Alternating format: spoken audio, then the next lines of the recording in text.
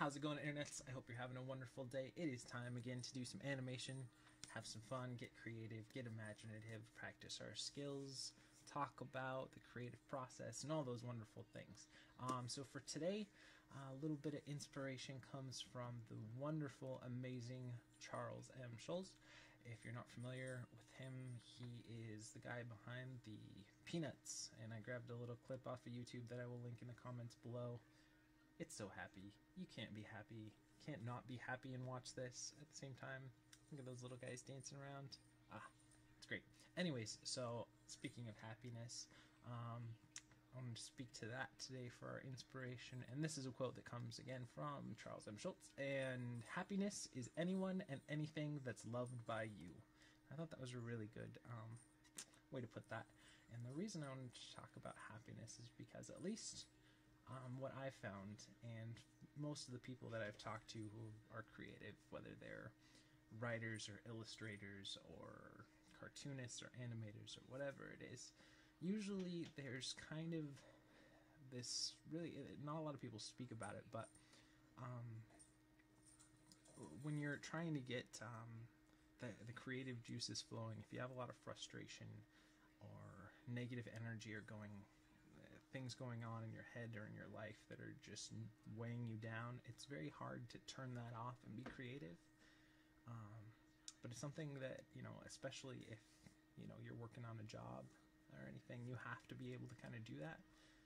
And I think it's really important to find ways in your life where even if things aren't maybe going the way that you want them to, or the way that you imagine them, but to try and find things that make you happy. People or music or whatever it is, take a little bit, maybe if you're in one of those stages, and pause and try and change your thinking and your thought patterns and everything to get into more of a, and it doesn't necessarily mean that like everything goes away and you're just all smiles and goofy and all that stuff, but at least that you can kind of get to more of like a zen balance level if there's all that negative energy going on, because I really think that the creative process works a lot better, at least in my life, and again in a lot of the friends and colleagues that I have. They usually say the same, that if you can find more of at least a copacetic or balanced viewpoint on life for that day, that it's going to show in your work. And if you've got too much negative and too much where your head's off thinking about, I got to pay this bill, or I got to do that, or I got to deal with this situation that someone else created or anything like that, you're going to be distracted and your work's not going to be as strong.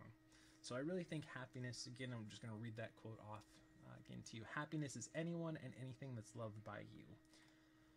So while you're in your journey for creating whatever it is, whether you're a web designer or you're an architect or you're a welder or whatever it is that's a creative field that you're in, try and find that level of happiness and find those things that make you happy and bring that into your life and try and fill your life with that where you can, and it'll really show off in your work.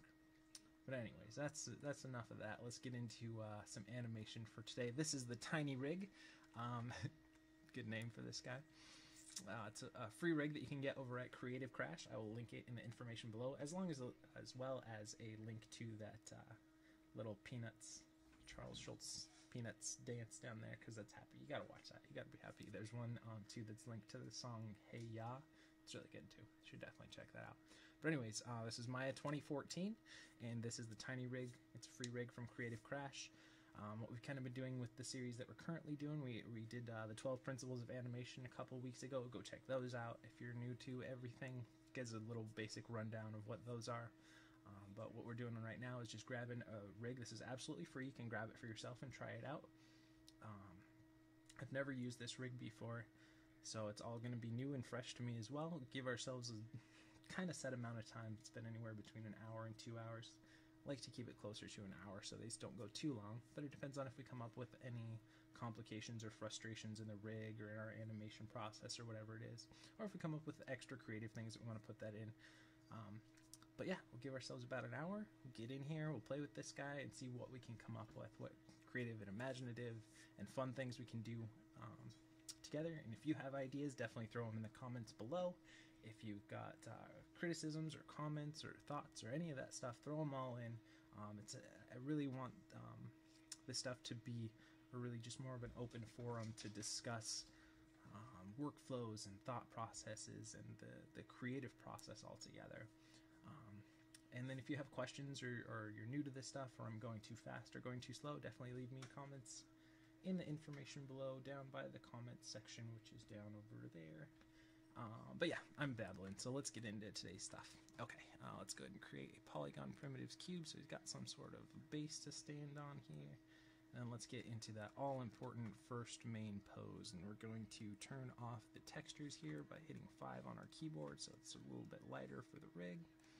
And let's see what we got here to work with. Also, let's turn those all off, and we'll do NURB curves, NURB surfaces, polygons, and also turn that grid off because that was bugging me for some reason today. So I was thinking for this rig, what might be fun is to have him do like kind of a handstand type of walk. So let's go ahead and let's see if there's a way to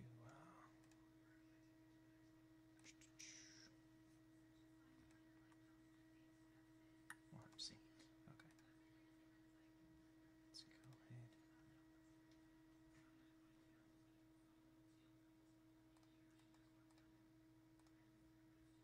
I want to do IK for the hands, and we'll do FK for the legs. They have a leg.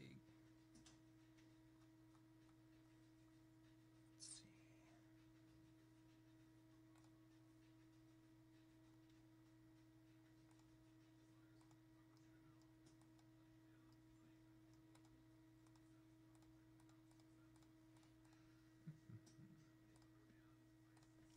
We'll get into that later. Try and find where we got this root controller. Let's go ahead and raise that up. I would like these legs to be in FK. Is there an FK option here for these guys?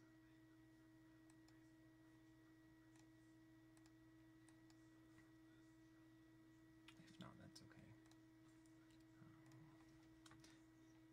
Yeah, ideally, let's grab both of these feet and this, and let's raise them up here.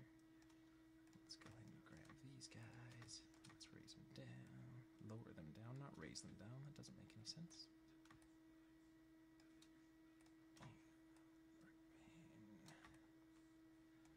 And let's do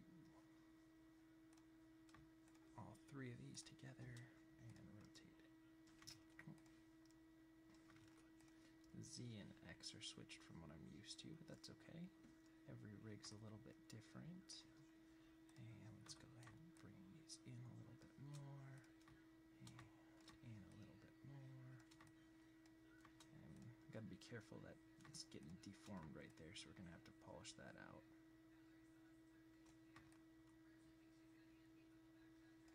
Should we do like knuckles, kind of like the, or should we do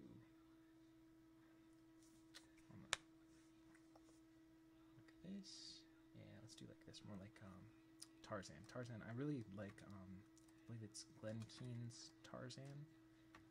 The way that he does hands is really cool. Go definitely check out, look up. If I'm mistaken, please correct me in the information below. But Tarzan by Glenn Keane, look at hand drawings and how he does the hands. They're really, really intricate, but yet simplified, and it's really beautifully done. It's one of my favorite. He and Milt Call and Glenn Keane. I'm just gonna use their names rather than try and do that. But both of those guys do hands the way that I really, really like them. And again, we're just developing our first initial pose here, so this stuff's gonna get tweaked and everything right now, but we want to get a good strong pose, kind of like a storytelling pose. Just from what we're doing, we're gonna have to fix a lot of this stuff, but that's okay. Grab both of those. Down a little bit more. And let's rotate it. Like that. Here. Like that.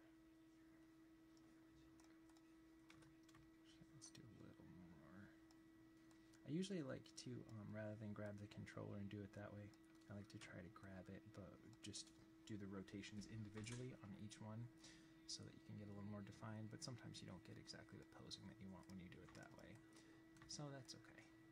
You just have to be careful if you're grabbing the controller and animating this way that you keep that consistent.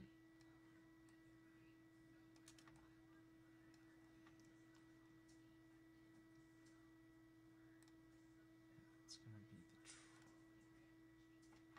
the neck. What's this then? Let's rotate.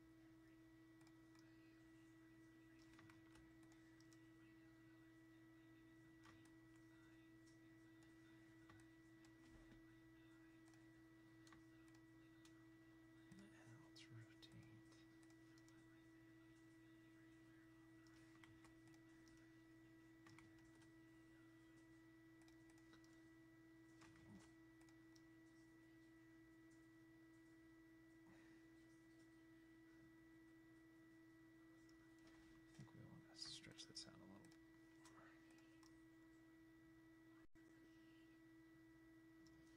Let's go translate that up a little bit more. Lift those legs up a little bit more.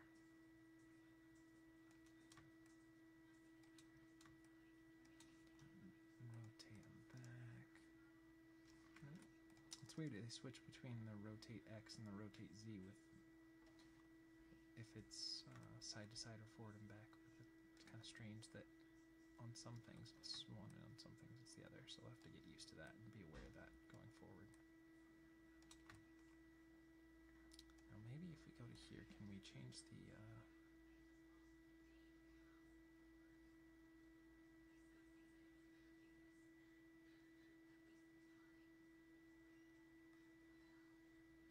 can we do it here? No.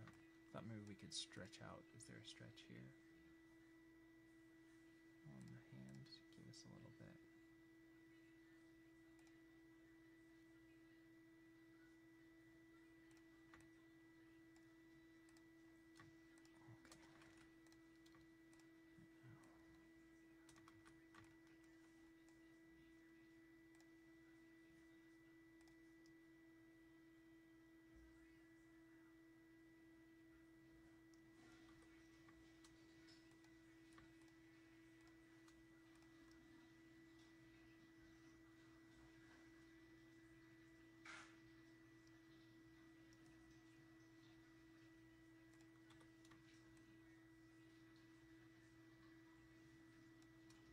One thing we'll have to be aware of is to get our elbows out, because otherwise that looks really deformed.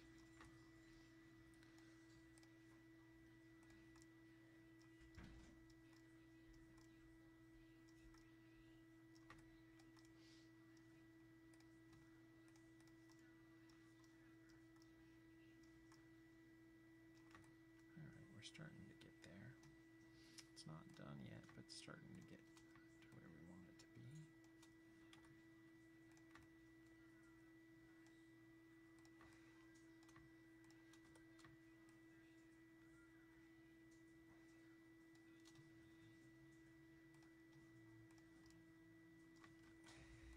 Do they have just like a butt controller? Maybe this will do it. No, it's just a tail. What about this? Is this like a pelvis? It is.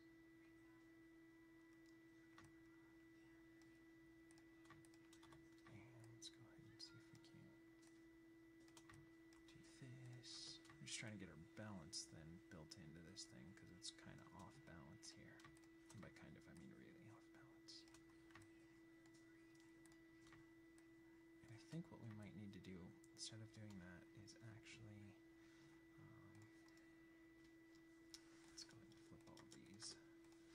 There's just too much of a deformation with this rig, and we got to be careful of that. So let's go ahead and, yeah, this will work a lot better if we do knuckles. So that means we'll have to readjust these. That's okay though. What didn't I grab?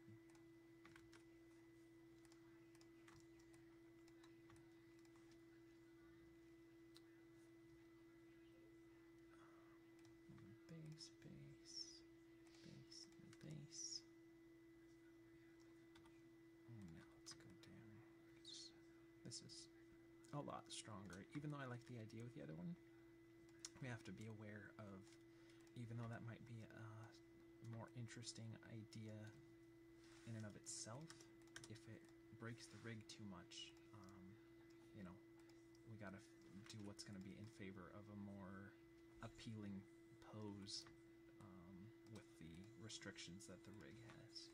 So keep that in mind too. Sometimes those things of like, well, this line of action is really, really good here, but if the rig's breaking to get that in a way that is unappealing, sometimes breaking a rig is fine, and you definitely want to do that. And by rig, I mean character. So I'm trying to make this so that anyone at any level of animation can get in there and do that and understand what we're talking about. But you got to just be careful and do what's in favor of what's going to be most appealing, because in the end, that's kind of one of the main tent poles of animation is appeal. So you have to be aware of that as well.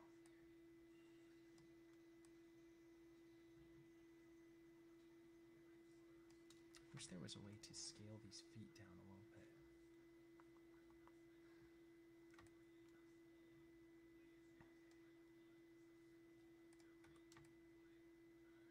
So I want to have a little bit. Let's go ahead and do a little bit. Rotate there, raise it up a little bit more. Put that forward a little bit more, and rotate it this way. Just kind of want to get a nice flat.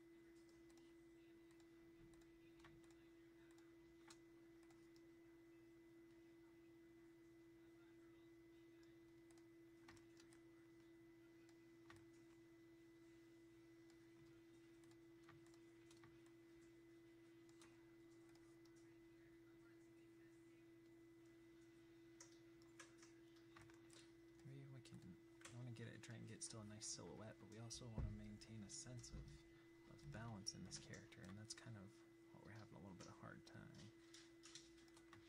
doing. Oh, that's why that elbow's kind of janked, isn't it? I was wondering why that looks so funky. Okay, let's go ahead and zero that out, because we want to make sure we were got to be careful of like gimbal lock, what we were doing there. If you could see the values on that elbow where they were at previously, it was almost as if we had rotated it around almost 300 degrees, which was almost getting back to the point of where it originally was. So we just wanted to zero that out to make sure that see, this one we still need it to be where it is. That's one thing you have to be aware of. It keeps my train of thought here. If you're getting to the point where you're keying things at a value that's upwards of close to 300 or 360, you might get what they call gimbal lock, where instead of where it'll go around the other way because it's gone over 360 degrees, or if you have your spline, it'll go reverse almost 100 or 360 degrees, so you have to be careful and be aware of that too. I hope that made sense. I feel like I was rambling a little bit there. Okay, and let's get these thumbs in. Thumb spread, yeah, do a thumb spread, okay. And do a little bit of thumb mid and thumb tip. That means we've got to get a little more thumb base because we don't want those to intersect there. Okay, that works. And now let's go ahead and do that. And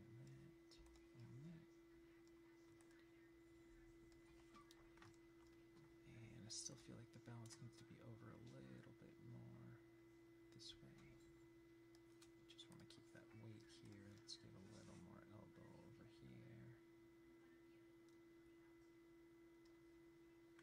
And then let's rotate a little bit on the feet so they're rotating inward a little bit.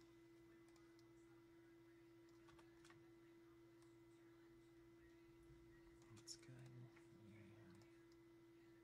rotate Z, rotate Y. So they kind of angle outward. And maybe we can do this one's up a little bit more so we can get a little variation in there too. I want them to kind of move as not a complete unit, but a similar unit, but we also want a little bit of variation in there. And let's get that elbow going back a bit more.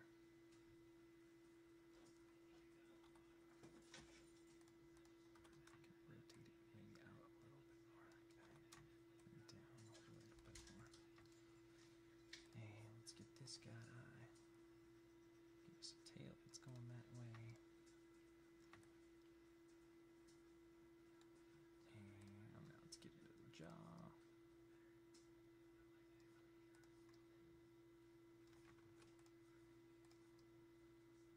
Give it a little bit of a underbite there. I like doing underbites in characters. I think underbites and overbites aren't used enough, in my opinion. I really like them. Okay. Let's do a little bit of mouth up and down. Maybe not that much, something like that. And let's see. What kind of sneer? We can make this guy kind of sneery a little bit. I can do, yeah. Keep it like that. Yeah, what else do we got? We can do like a nose flare. That might be good. Let's try that. Didn't seem to do much. There we go. And we got an emotion. Let's see what this emotion is. Huh. Give it a little bit of a... It's funny, we were talking about happiness now, but this guy doesn't look so happy. But that's okay. It's not about... it's about the creator being in a good state of mind to work, rather than about having to be perpetually uppity, and not uppity, but uppy. The feeling of positivity and stuff is what you want to have while you're working, so that you can keep a clear mind and keep all the negativity out. That doesn't mean that you might not do shots that have a more intense vibe or not, though. Okay, so let's go ahead and I think I still want to turn this hand a little bit more like that. And maybe push that fist forward a little bit. Oh, no, let's go back.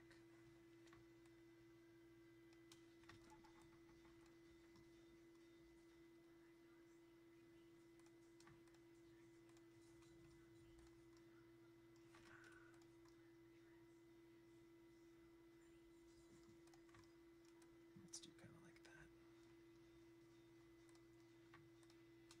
Bring those feet in a little bit more, and rotate them back a little bit more too.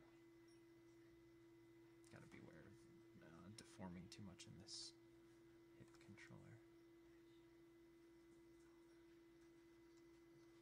Okay, and now that we have that, we finally got a fairly decent, interesting starting pose. Seems like a pretty intense character. They have a knee. Maybe we could translate the knees out a little bit more.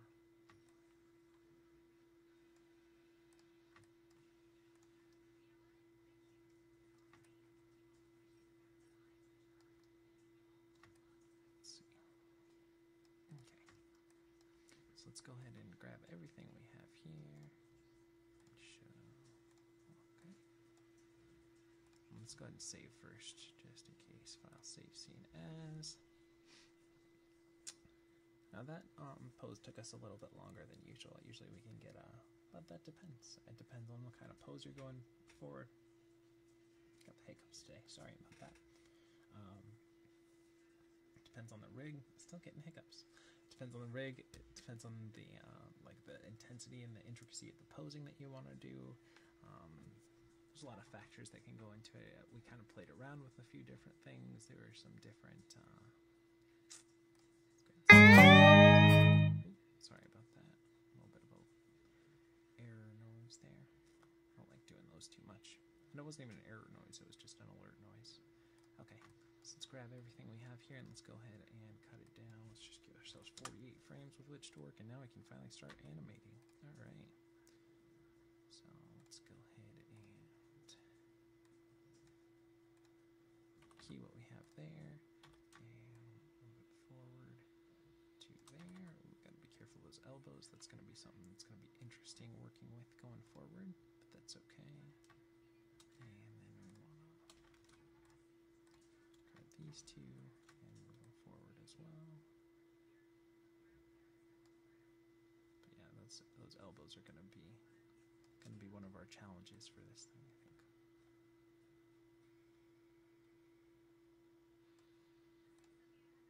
And we'll go and set that there. And we're just building the foundation of our walk, and since it's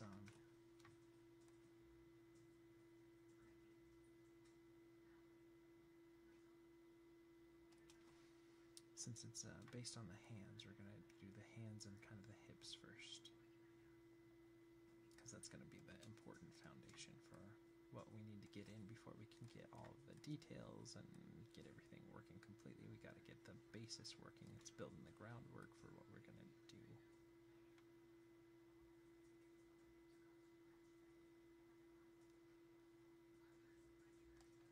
And we'll go ahead and fix those elbows in a second, but for right now, still just working on building all the foundation.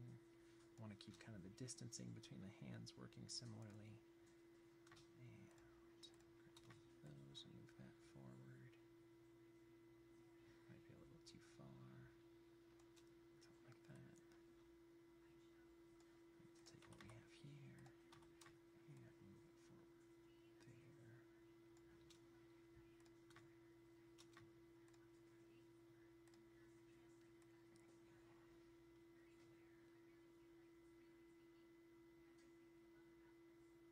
Okay, now we've got the basic foundation of our walk. Let's go ahead and clean up those elbows because that's really distracting to me.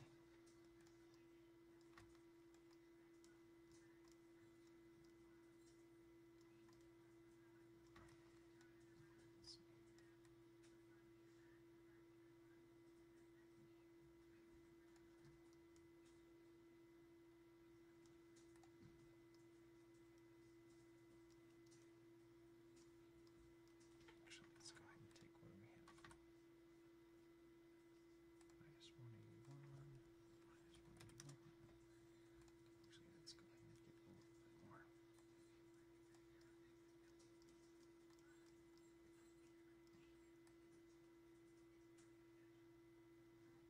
And we'll still have to polish those out, but I just don't want them being so distracting right now. They're really distracting even to me even, so I want to make sure that we get those just working a little bit better than what we had before.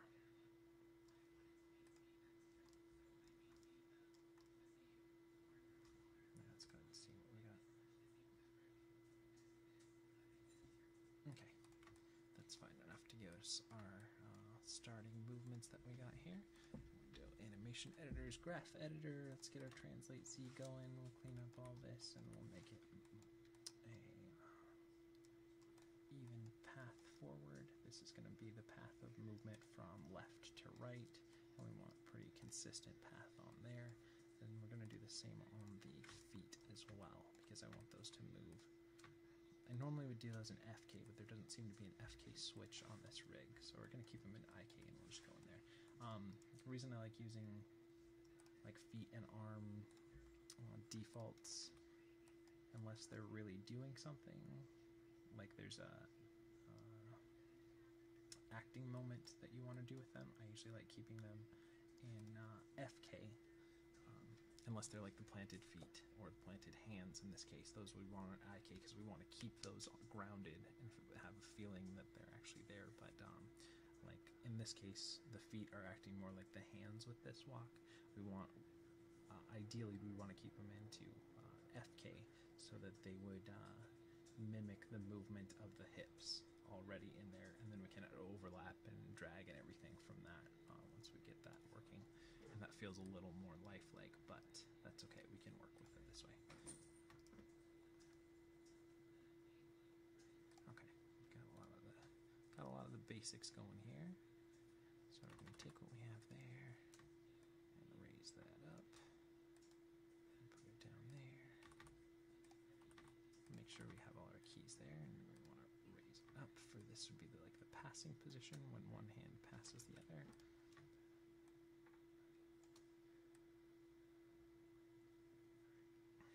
Okay, let's go ahead and go on to the other hand here. Make sure we have our keys fully keyed, or just hitting S again there, making sure we didn't miss keying something there.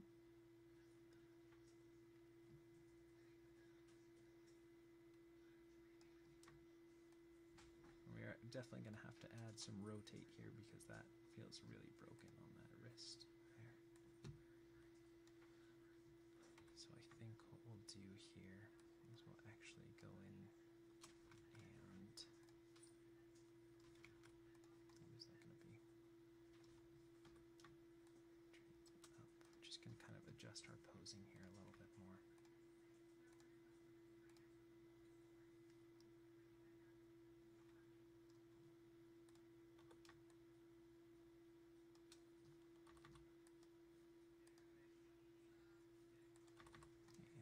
Drag that key over and just rekey that again there. Okay, I'm actually just going to go ahead and take this, key it there, and we're going to pop that guy there. Just kind of adjusting some of the stuff that we have here to make sure that we keep that feeling. We'll have to redo those elbows again, but that's okay. That posing was just looking a little too broken here. Did we do that right? Let's see. Okay, landing there, and that one goes there, and then this guy's gonna go over here. Okay, there we go. So I'm gonna go ahead and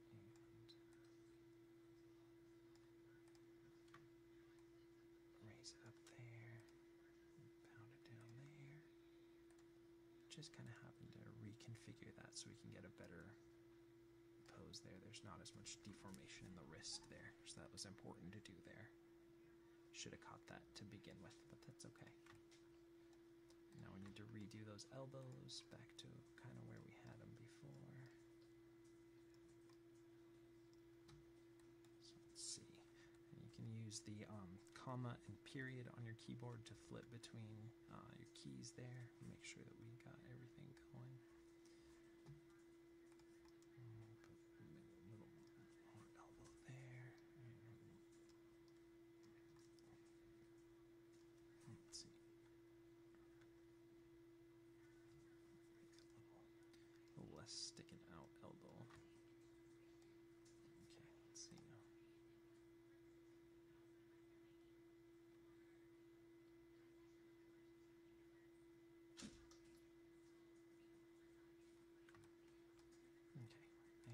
Make sure, I feel like this fist hand isn't raising up as high as the other side, so let's see.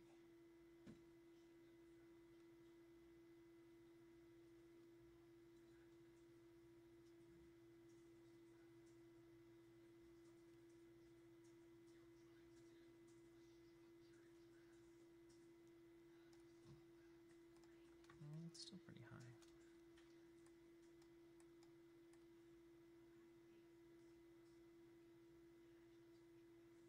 It's not very high, so I'll raise that up a little.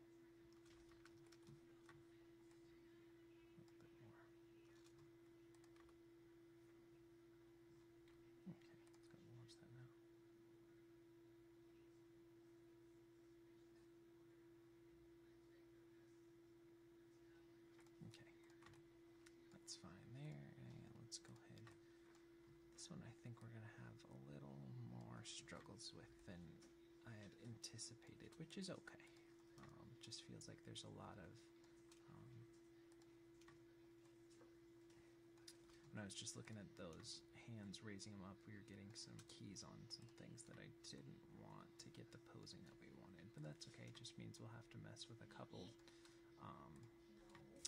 different splines than or tangent curves and handles that we normally wouldn't have to, where on most rigs it would be just one, like the Y or the X or the Z. This one looks like there's a couple that have where you have to get into the X and the Z to get the posing that you want, rather than just the other way, but that's okay. Just try to anticipate some of the things, some of the struggles that, or things that might take up a little more time. I think that's a good thing to do in workflow, is to try and address and make a note of to yourself at least. So we're just adding a little bit of up and down on the hips there. Now let's go ahead and push them over. That's going to be the planted arm, so we want to push that over that arm. And same with over here and over there and over there. We're getting some more of those elbow things, but we'll address that later. And pop it back here. Let's get into that graph editor.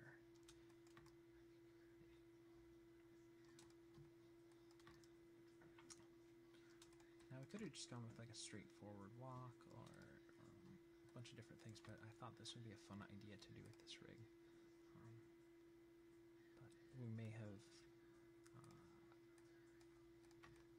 one of the teachers I used to have get a semblance of... Okay, stay on one track. One of the teachers I used to have, I'm just going to pause workflow so I can get this out, always told me that the problems in your scene are problems that you created, and to deal with them basically, not in a mean way or anything, but to say like, well, this took longer because I had this thing and that thing, and giving excuses or anything. It's like, well, you picked this rig, or you picked this scene, or you were given this is your assignment, you set it up in the way that you did, so the problems that you have in your animation, where you have to get in and you have to really work these like 3 frames to get these 3 frames working, and really key it all on ones and do all that stuff to get that working, or things with constraints of passing one thing to another, or all these different things. You know, don't try and say, well, it took longer because this, and come up with a bunch of excuses or whatever. Just, you know, step up to the game and recognize that this is what you wanted to do, this is what you have, this is what it is, and take control of those issues and take hold of them and say, you know what, this might be a little bit longer of a shot than usual, but we're going to go ahead and just do it. And I think that's a good way to approach things, because I know there, in some of my classes when I was learning, there were a lot of people who would say, well, you know, this shot's more complicated than his shot, so it took me longer, and so I should get more time to it, or I should get that,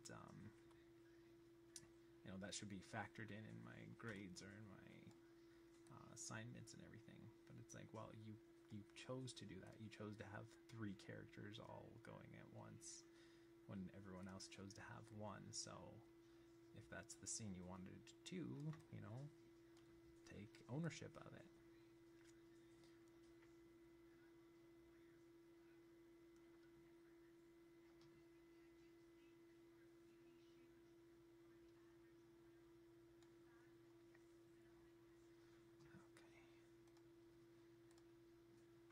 Let's do a little bit of...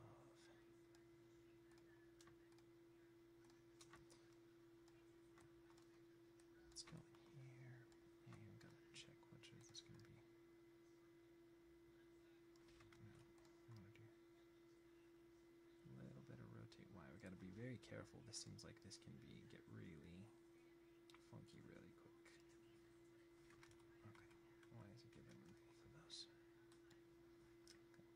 rotate Y. We just want to do a little bit so it favors that forward arm, and a little bit on the other side so it favors that forward arm. And we're going to have to definitely scale this back a lot.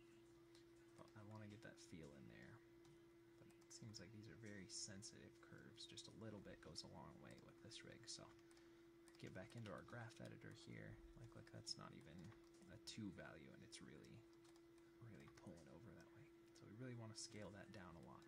But we want to do that so that you can feel that if the left arm is the arm that's forward, the shoulder is also leaning into that too. It makes it feel like a more natural pose, or a pose that is based in a type of body mechanics, and it's working with the anatomy and the structure underneath. But we definitely have to be aware of the rig we're using and the limitations and benefits that we get from that. So let's make sure. I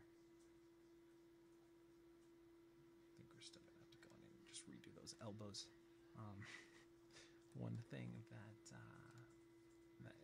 takes a little while, and I still struggle with too, is being aware and keeping with a schedule, so that because right now those elbows are driving me insane. But if I go in and I fix them now while I'm still doing a lot of the foundational work, even though this is probably like let's say like step 3 in this walk.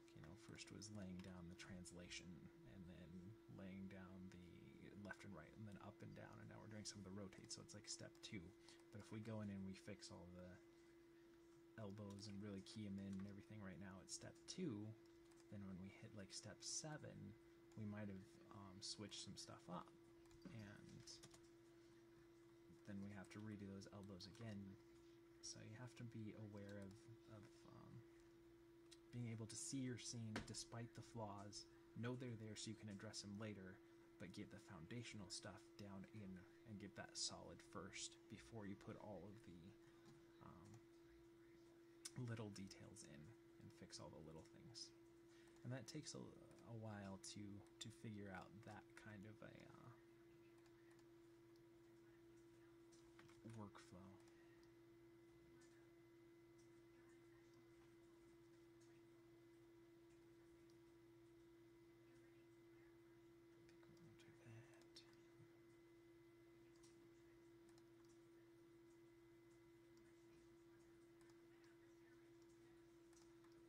Doing some in the hips as well, so they go.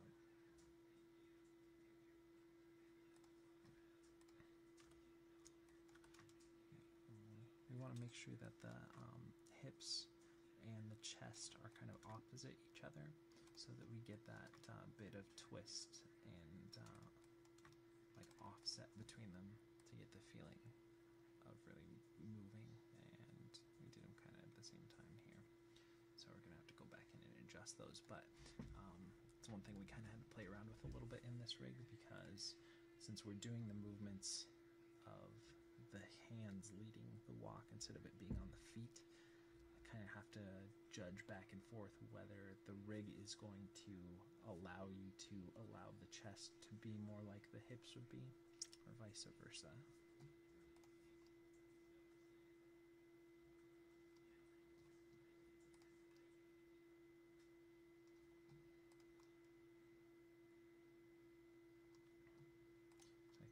Still have to go with the hips being the right way and the chest being kind of the wrong way, just because of the way the rig bends and everything. I would rather have the chest kind of lead and the hips follow with this one, but because we're not really getting the shapes and everything we want on there, we'll have to do it the other way. But that's okay, just as long as we can still get that built-in twist and squash and stretch in there. That's all that really matters. So now we're going to go back into what we had originally done on the chest, and we're going to switch it around and do the inverse or the opposite of that. So where we had it up, we're going to go down, and where we had it down, we're going to go up. And our initial planning, I think, is right structurally, but because of the way the controllers are set up on here, it's going to probably look aesthetically better if we do it this way. But we'll see. We'll play with it. Maybe we'll feel differently once that's done. Once we try it out. And that's what a lot of animation is. Don't be afraid to, you know, if you try something one way, even if you spent an hour, 2 hours, 8 hours on it, but you've got a better idea that'll help make the scene look better, don't be afraid to change it. Don't get too precious with your ideas, I believe is a good way to say that. Okay, let's go ahead. I want to amp up the twist here. So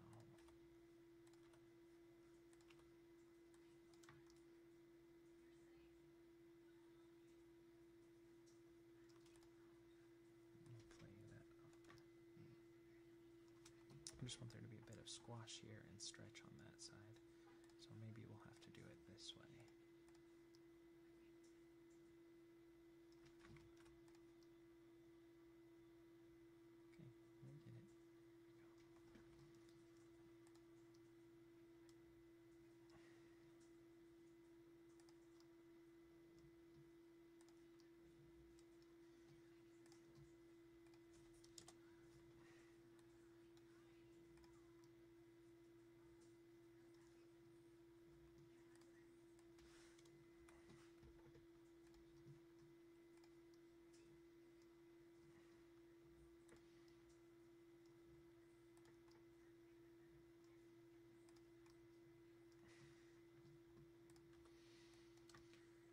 This is going to kind of deform weird, so we have to be aware that we might not be able to get as much of that squash and stretch that I would like side to side to be, but that's okay.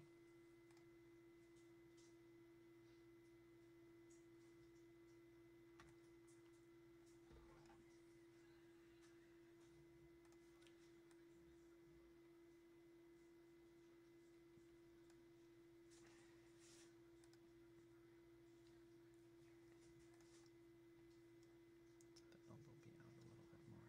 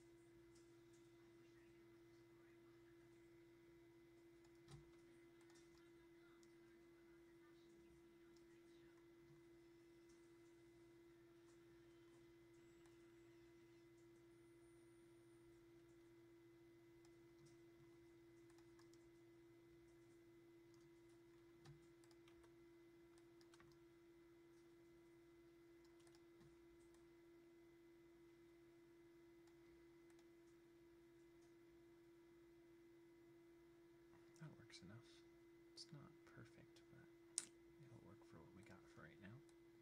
Just want to get that elbow so that it's not too poppy. It doesn't hit and jolt around. But we don't want it intersecting into the body either to get that. So that might be close to how we can get it to go where we want it.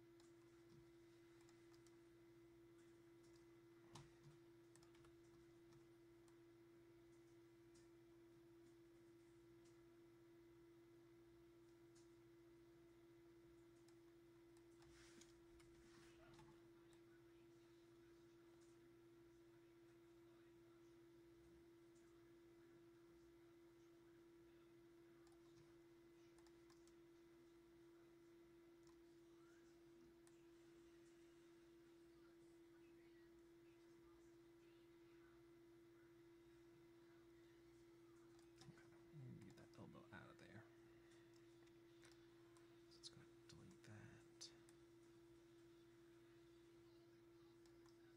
And we can go ahead and delete that. Oh, just delete that elbow.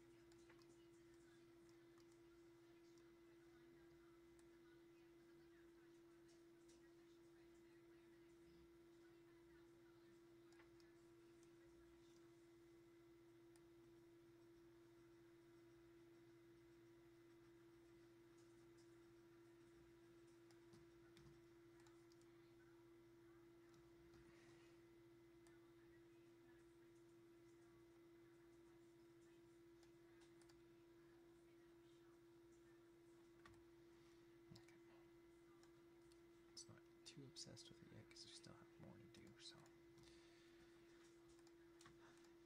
it's just sometimes hard to I know I was just talking about this a little bit ago, but it's hard to if there's something really distracting in your shot, you either have to hide it by adding a new layer and just making it invisible until you want to get to it, or sometimes you have to get in there, at least throw something rough in there just so that that's not all you see. I'm going to do a little bit of squash and stretch in the chest now, so we'll build that in. Maybe that'll help us a little bit too. So let's grab all those rotate Z's, rotate Z, rotate Z.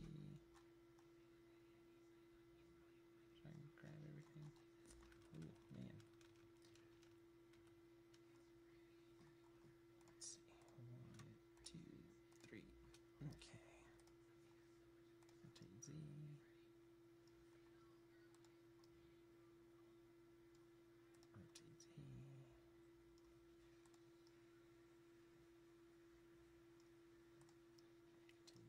We don't need a lot of this, but we're just trying to build in basics of it. So there's a little bit of compression in the chest. And there's a little bit of lag with this rig as well, since it's a really kind of high poly count rig.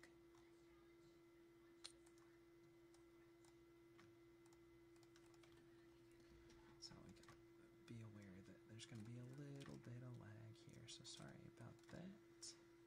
That's okay. We'll make it look cooler in the end once we add the textures in there and get it really working and everything too. It's a real nice, interesting looking rig.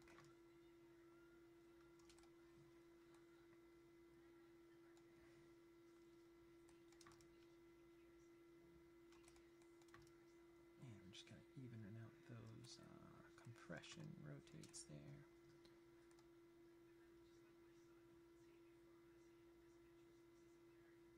And now let's do the opposite here. See, this is the thing that's kind of a little bit, I don't want to say frustrating, but challenging with this rig is that the rotate Z's in the chest are different than the rotate Z's in the hips. So it's something you have to be aware of here. Because it's rotate X in the hips, but it's a rotate Z in the chest. Which can get a little confusing. That's okay.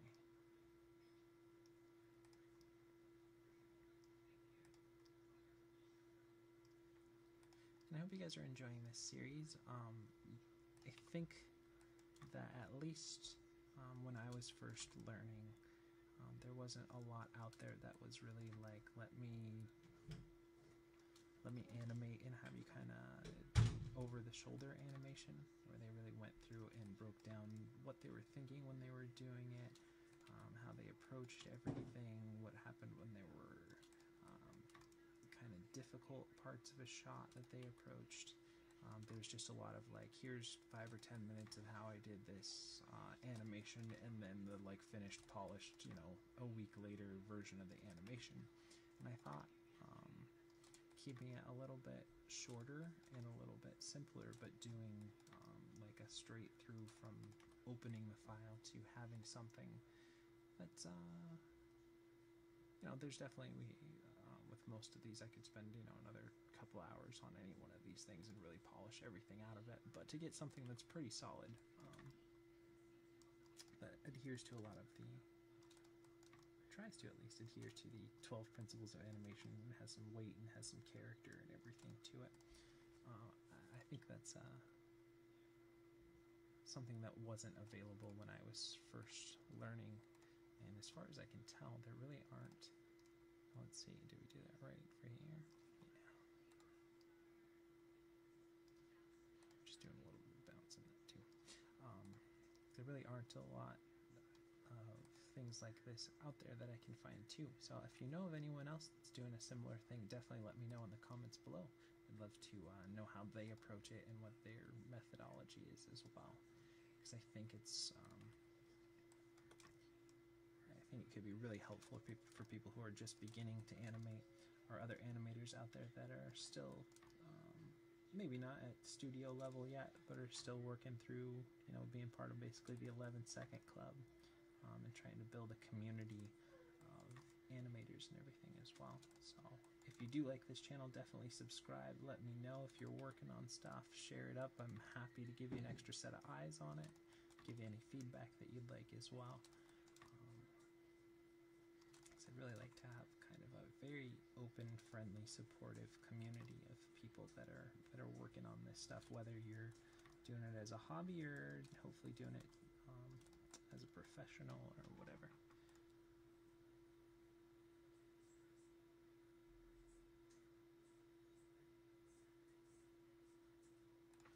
Okay, let's get into the feet here.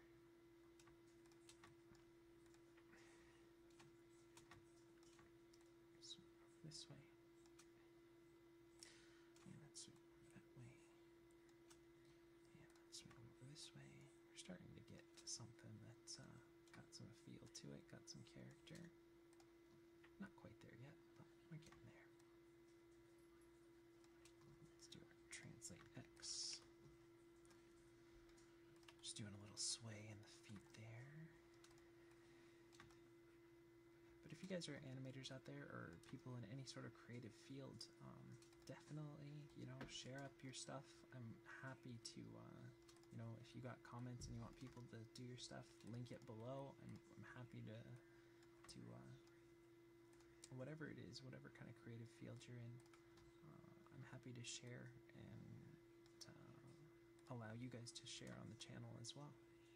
I really want to try and create an atmosphere that I think sometimes can be a little bit occasionally not as friendly and open for people of all skill levels, to not be intimidated or And that's why I like to do these kind of live, because you get to see where there's bumps and bruises and things that are frustrating, and when there's successes, and when there's I think that's a good part of the creative process that a lot of times doesn't get shown.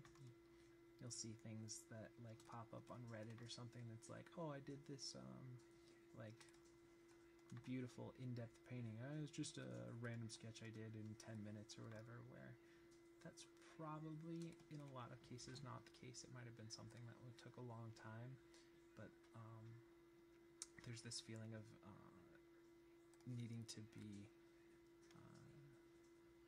perfect or show off that like you can really, and a lot of people, there's a lot of very, very skilled people out there who are doing that kind of stuff, but I think sometimes it becomes a little bit difficult for new people to get involved because it's very intimidating to see all that kind of stuff.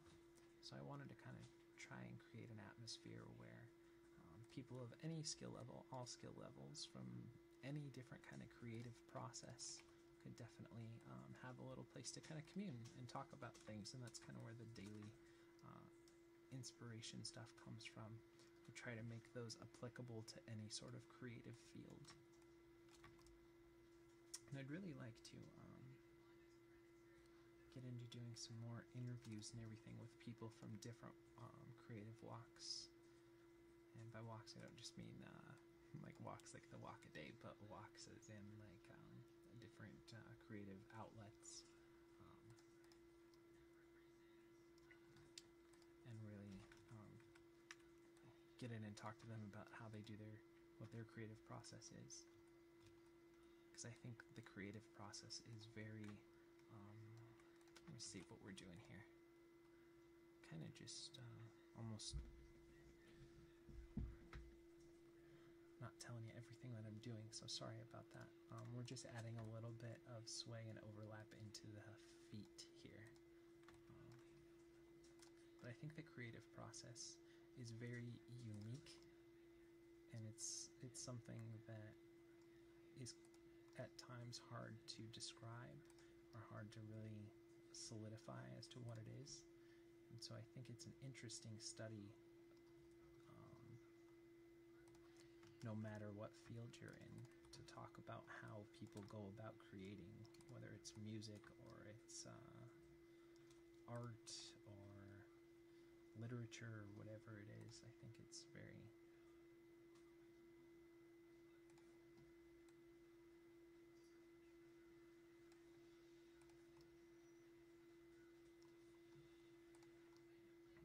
to me at least, I'm the kind of person that like you'll watch the movie and the movie is cool and you really like it and everything, but then the part that I really soak up, at least personally, is the like, let's look at the behind the scenes and let's talk to all the developers and how they made it, or let's look at all the creative and look at all the sketches that went into the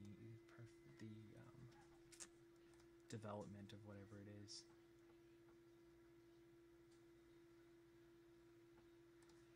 Now let's go back in, and I think I'm going to redo the rotate Ys here. Because to me, and maybe there's not a lot of people that are like that, but I tend to think there are more than a lot there. I find that stuff, the making of, the how-to, what the thinking processes were, what the original idea was versus the finished product, I think that is more interesting a lot of times than whatever the finished product is.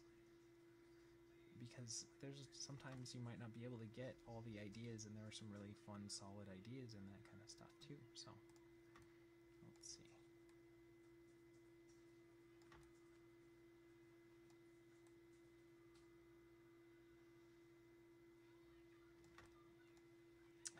I want to do the up and downs different than I have them. So I'll take all of these positions and make them the up.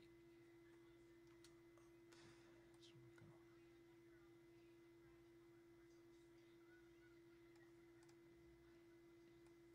Let's take these. So let me know in the comments below if you're like that as well, if you really like to watch the behind the scenes and the how-tos and all that kind of stuff.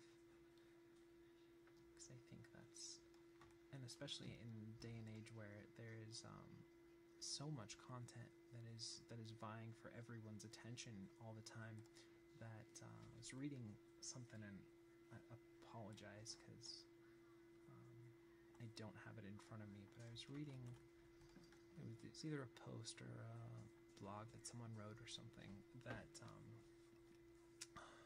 a beautiful illustrator or painter or something like Da Vinci or Michelangelo or any one of those sort of just masters of their craft, if they were around today, like, they might not be recognized as a master of their craft in the same way, because there's, at any moment right now, if you stop this video right now, there are 10,000 probably brand new things within the last half an hour that are posted somewhere online that are all vying for your attention, and chances are at least 500 of them are really, really good. And in a world like that, I think that what really is going to become important in the next few years is not necessarily the I made a 2-hour-long movie and that's what it is, but rather the thought processes behind it, the person who's making it, the personality behind it, the how they did it, all of that kind of stuff becomes, I think, vastly more important than it took me. I spent 30 hours on this painting that's one, and I look on, I'm using the Reddit thing again, but look on Reddit and someone might have spent 40 hours on this beautiful, beautiful painting, but all it is a person swiping down on their phone, and it's a glance, and that's it.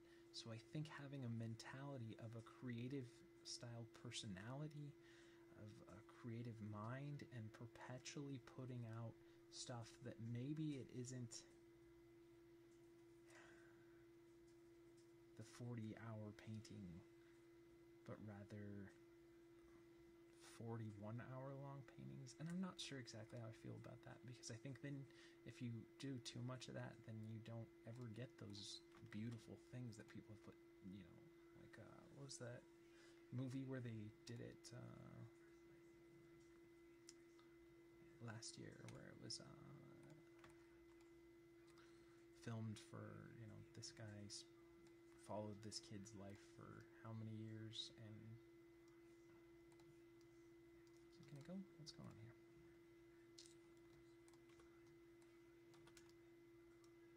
There we go.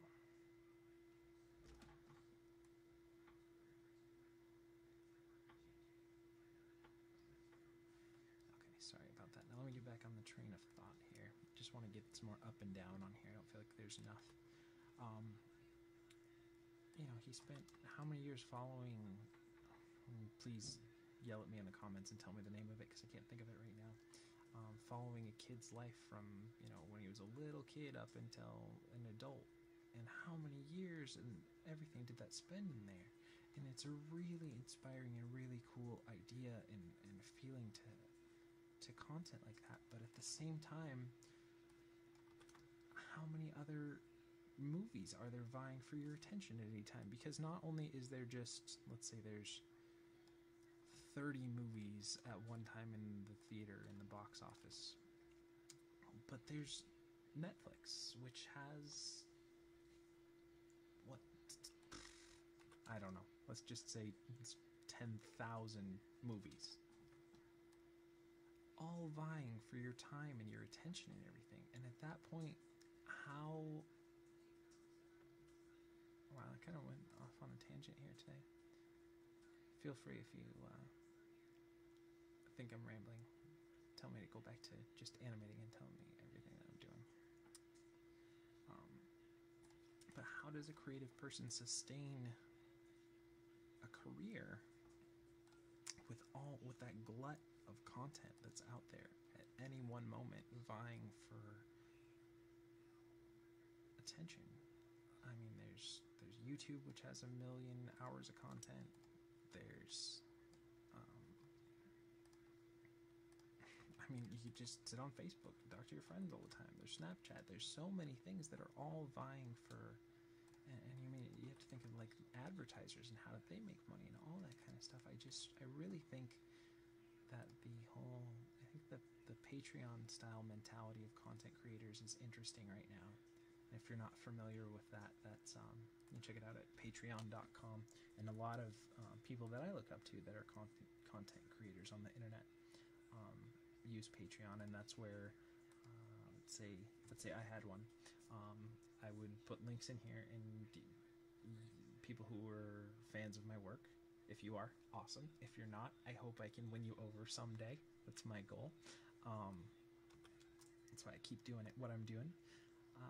But you can go on and you can say, I like this person's work, I like what they do, I have faith in them, so every month I'm going to donate $1 towards whatever they're doing, or every time they put something out they get $1 from me, or whatever. That's the kind of model, and it's more of like the medieval feel to it, where there would be like a king who would basically say, I like, for some reason I'm stuck on Michelangelo, so let's just go with him today. Thinking of Ninja Turtles for some reason too. I want to add a little, we're just trying to add a little bit of bounce to that back here. And squash to it as well. But see, we got to redo those elbows, so all that time we spent doing that was kind of, as Joey would say from Friends, a moo point. But anyways, let's go back to talking about Patreon.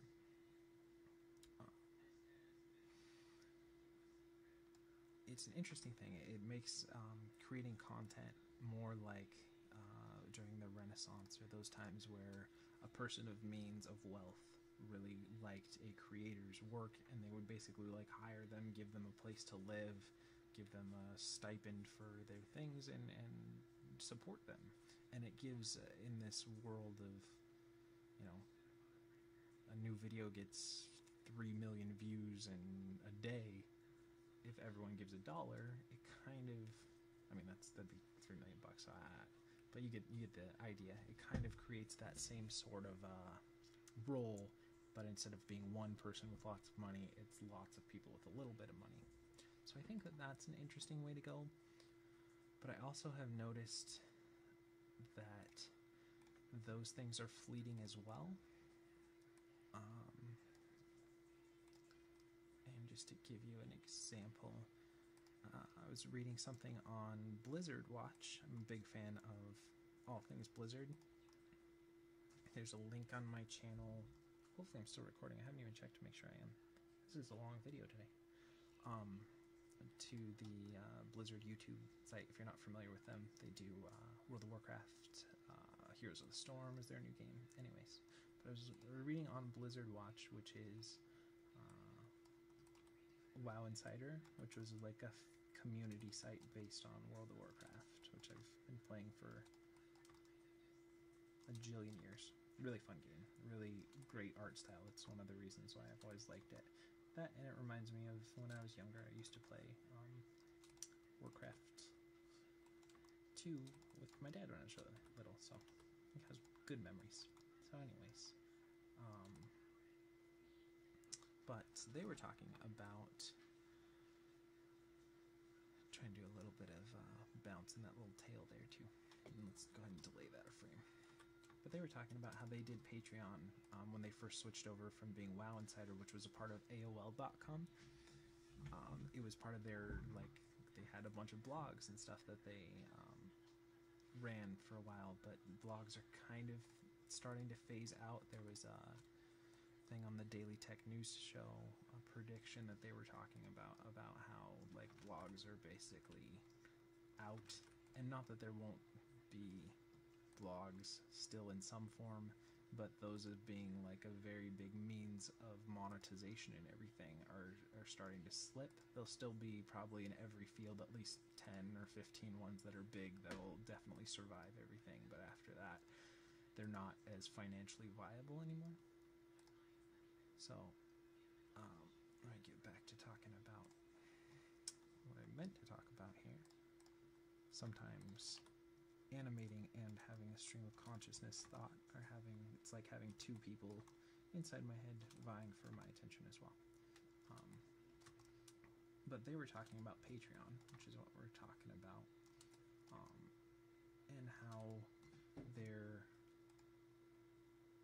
initially, when they had switched over, because they were no longer AOL, and they kind of gone rogue and wanted to create their own thing and do it. And it's a great site. It's really fun. It's still developing, but they've got a lot of good writers over there, and I enjoy the content and the community and everything too. But they had pushed. There was an article a couple of days ago that was talking about how they're already the Patreon model that they had, which originally they said they like way outfunded what their initial goal was, but it had already started to fall down. Not a lot, but they did mention that it wasn't, and they said that they had already anticipated that that would happen and everything, but that already within, and it's only been a couple of months since they started this thing, that people had already kind of, not necessarily lost interest, but just the funding power and that being a financial model had already started to wane, and not completely. Again, I don't have their numbers, it's just something they mentioned kind of in passing, but it stuck with me, that great model of Patreon that a lot of people are thinking is going to be the next big way to sustain yourself is already starting to slip, and even in a short amount of time. And it's a fairly large community. I mean, again, there's lots of giant communities, but fairly substantial community, I would say. It's one of the bigger ones that's kind of crowdfunded. But it brings back to, what is this, what's kind of the end goal with being a creative, and how do you sustain yourself, and with everything changing in the world these days, and gotta get in those elbows, but let's do the head a little bit more. Actually, let's get into these fingers here. Let's save what we have here.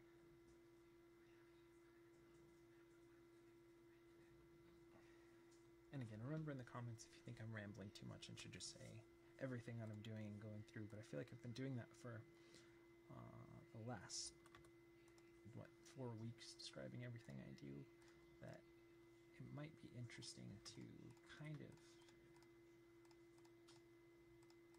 change it up a little bit and sometimes talk about larger creative concepts and everything, rather than just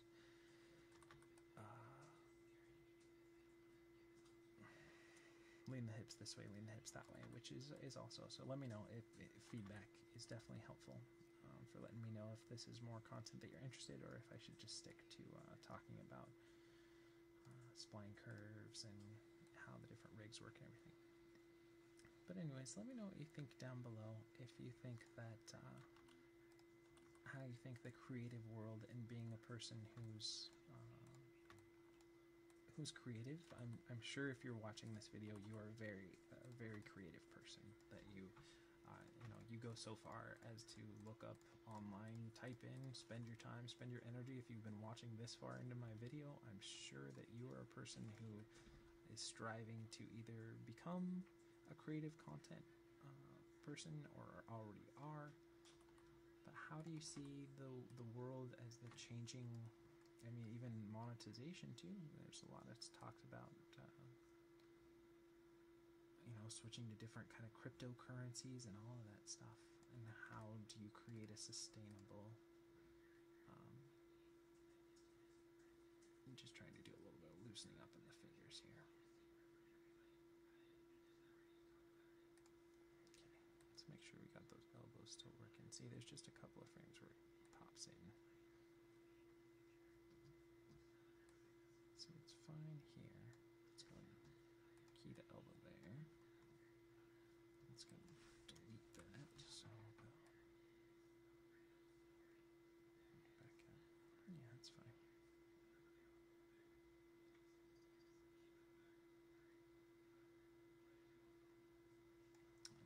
Key that elbow there. And we'll go ahead and delete that there. That's fine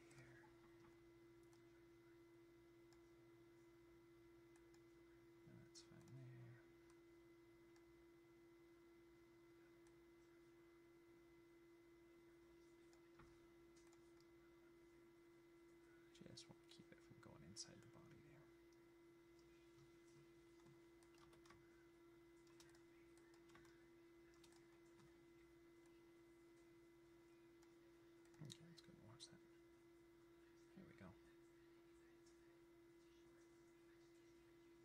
Is there a toe controller at all in here? There is. Cool. We can actually do some. Let's see.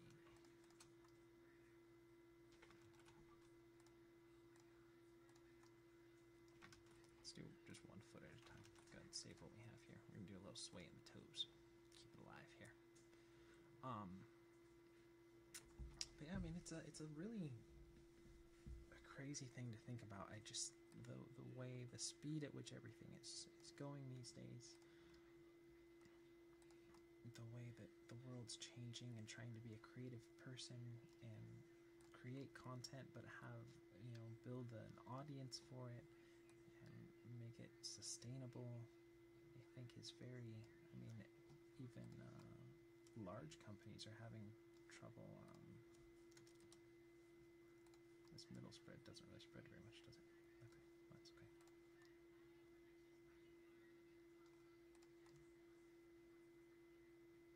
Let's see if that's right. I'll just sway there, just sway there.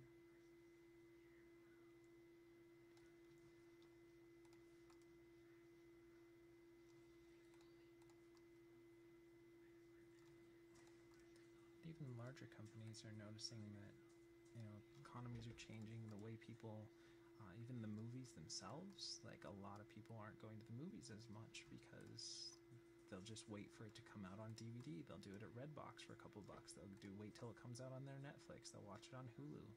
I mean, you'll notice even like big cable companies like HBO and stuff, they're noticing that, you know, even cable television, you have to make it like instant on demand with, you know, 10,000 shows available on the tip of your finger, and it's just an interesting world. And as somebody who creates, and you know, either you're already in the industry or you want to get into the industry, and how going forward that's going to be, there's so much indie publishing with books. I mean, there's people that make, I was talking to a writer, a friend of mine, and they were talking about how, you know, they want the model of being the author who lives up in the mountains, who, you know, writes one book a year, and it's an amazing book and everything, and they make all their money from that one book, and they can just, you know, hold on to it and all that stuff. That's kind of going away, and the people who are really being successful are the people who write like, and not that there's not the J.K. Rowlings and the George R.R. Martin and all those who can do that, who are great. Don't get me wrong; those are amazing. But that person who's either starting out or maybe not as good. I mean, to be honest, like, they just might not be there yet, and maybe they will someday, but they're just not there yet. Like writing 50 ebooks and putting them up for 99 cents might be their sustainable model, but is that, like,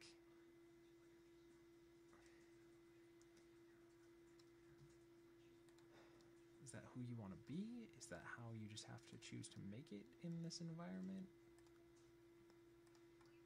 It's just such a different world for content creation. I mean, even 3D animation, you know, go back even 10 years ago, there were like 2 studios that were doing it, and now there's, you know, a bunch of different online schools you can go to learn about it. And again, there's some, but just the availability of things changes stuff.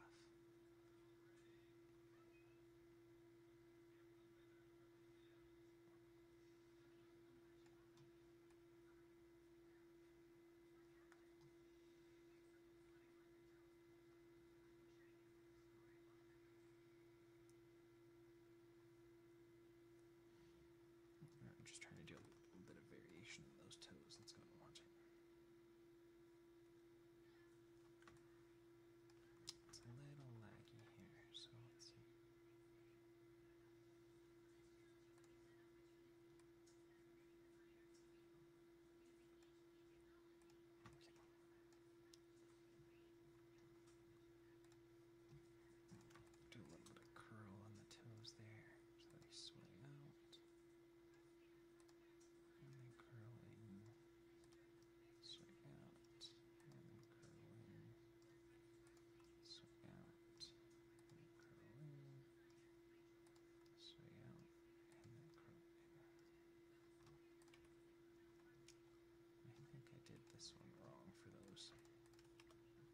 animation is concentration.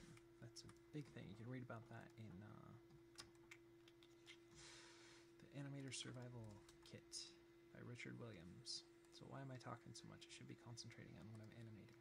Because this is a YouTube video, and people don't want to just sit and not hear anything. And I'm probably being too quiet because I need a microphone. So all of those things and more can be heard today as I ramble on about animation.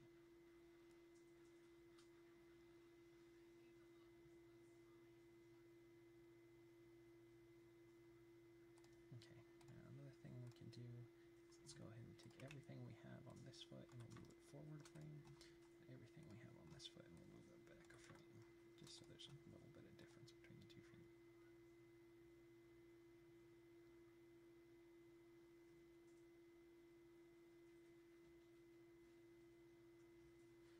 And now let's grab the toes, and let's take the inner curl, and the inner spread, and the inner curl, and the inner spread. I'll have those follow, and now we'll have those lead. So we'll push those forward one frame, and now let's take the outer curl and the outer spread, and the outer curl and the outer spread, and we'll have those follow frame, just so that we can mix up the timing on those a little bit more.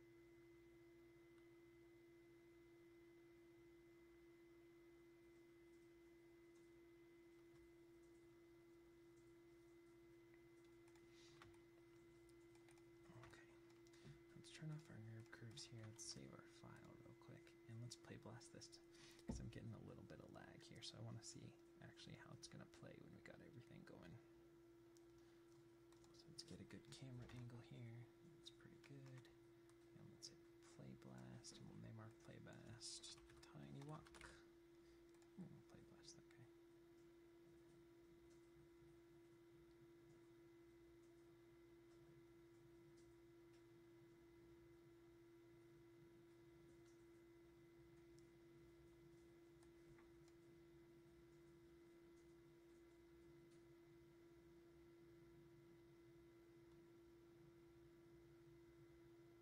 Gotta be aware of that elbow, that's a little too much. And our squash and stretch is causing it to become a little bit jerky in the translation as well. So let's go ahead and not have the chest squash as much.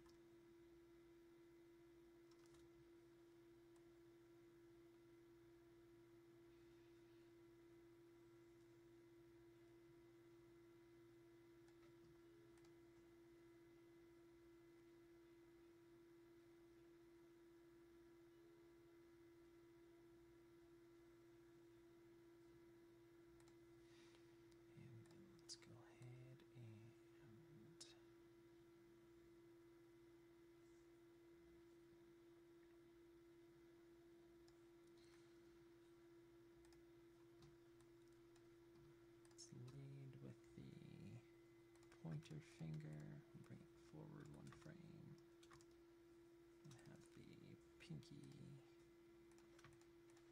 follow a frame. There's a little bit of variation there.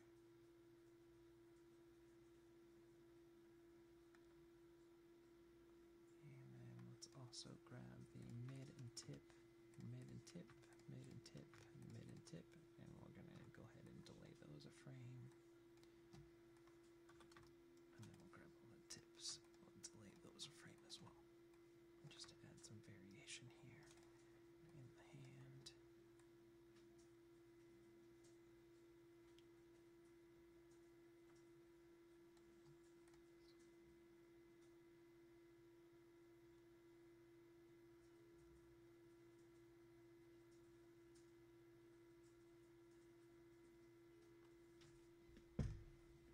Let's turn our textures on here real quick and let's see how this is looking.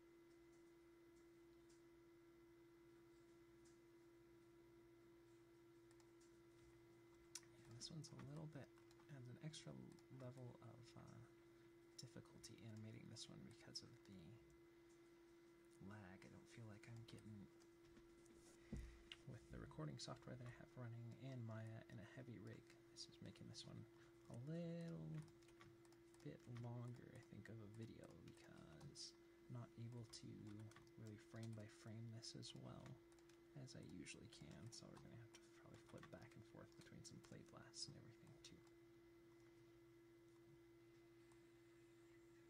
And then let's do the same here. We'll have the pointer finger lead and the pinky finger follow. Let's see.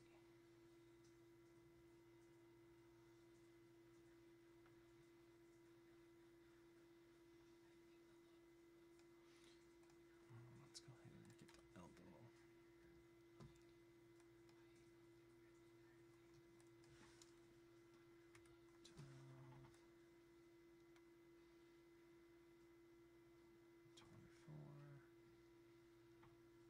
36. I'm just gonna kind of delete what I have on that elbow.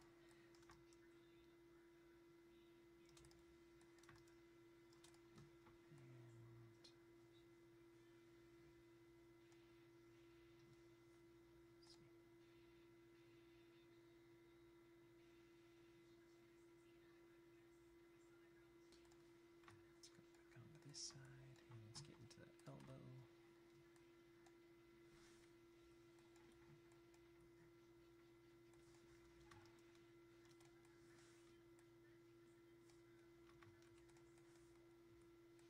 Keep it simple and we'll go back to what we originally had, just our couple of keys there in the elbow, because there's some poppiness and everything to it.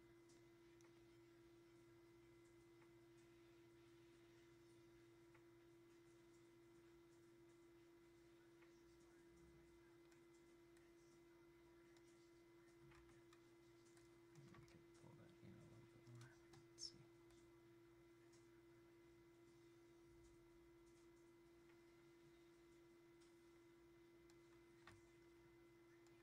let me push it out a little bit more. Let's see.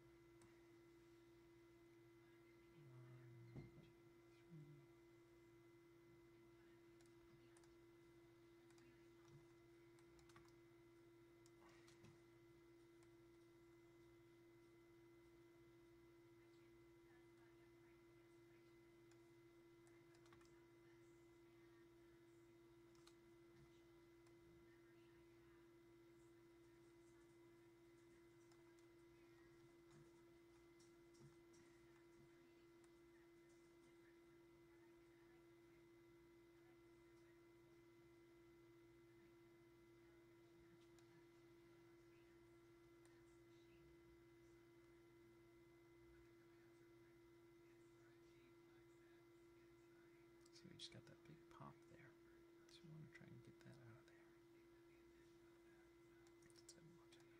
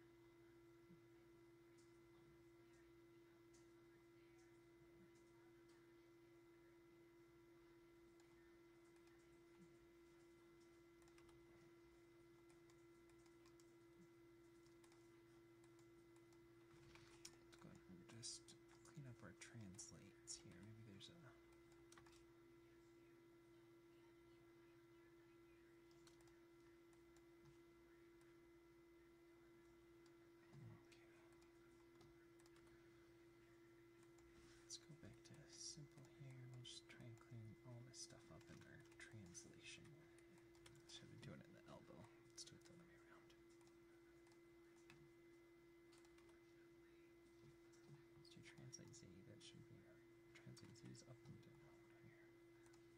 Translate Y. It's like side to side, okay.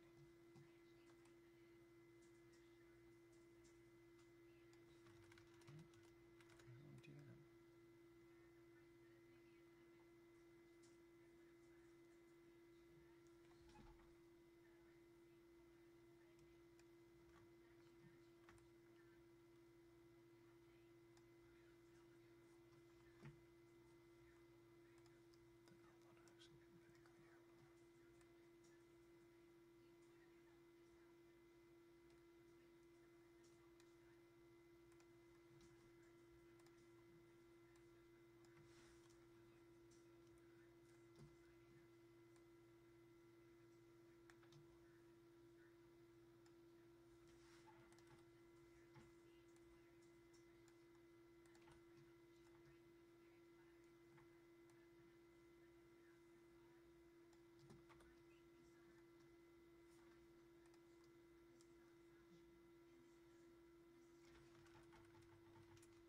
Darn.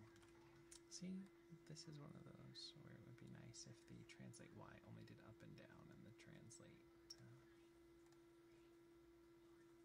it with cog.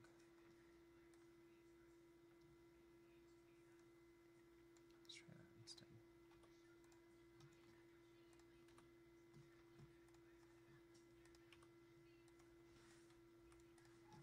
See if I just redo the parent with this, if that'll work better.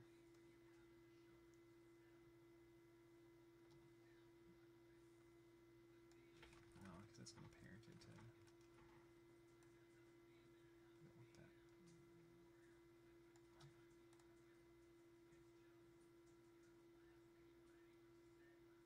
Let's do some stuff in the shoulders then. Let's try that.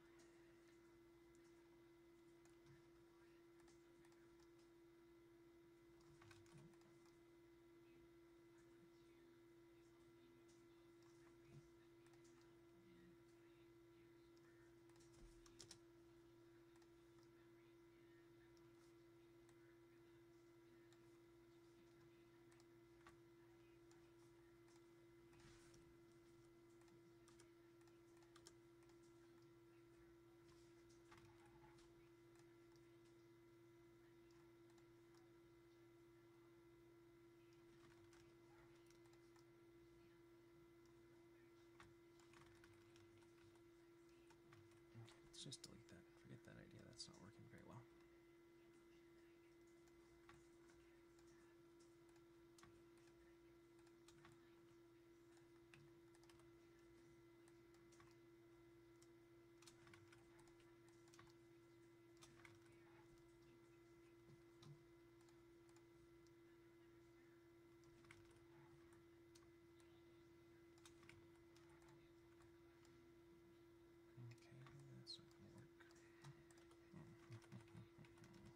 Trying to see if I can get more twist on here. I think that might help the elbows if I could get the shoulders really going.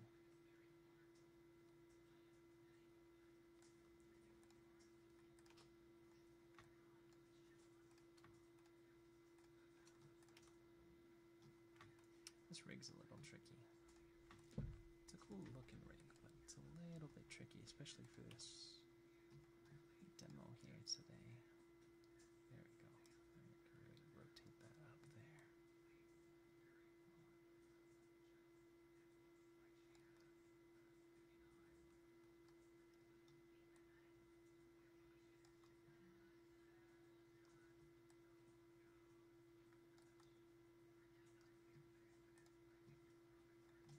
Okay. Amp up that rotate and see if that helps with our elbows. Because that's going to give more of a distance between the hand and the shoulder, which should help straighten that, keep that straight a little bit more. Let's see.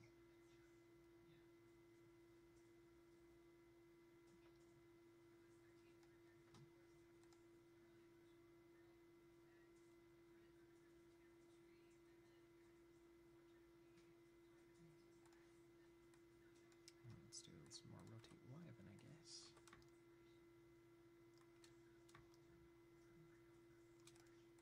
And rotate Y up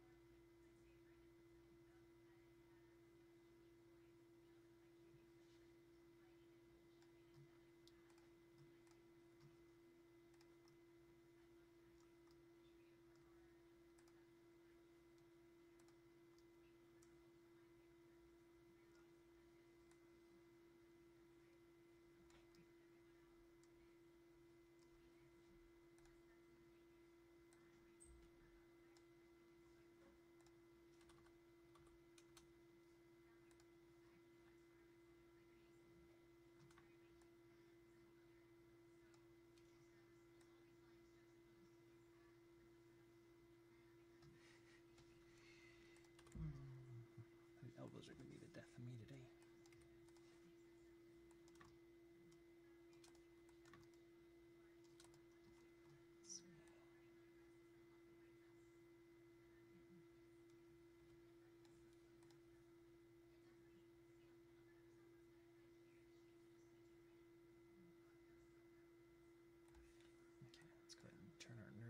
Off. Let's try play blasting this guy. See, we're getting some deformities there now. Okay. Let's go rotate Z.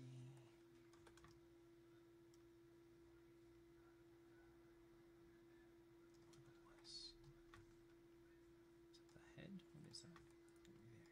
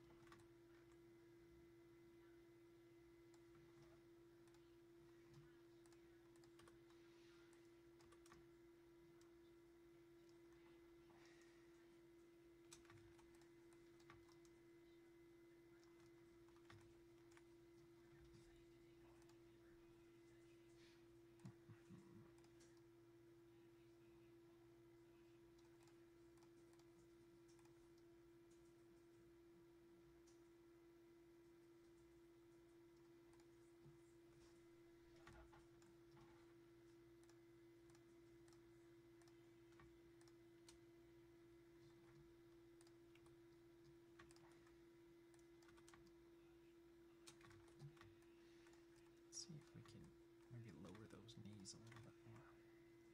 There's a transit line on them, so let's see if that'll work for us.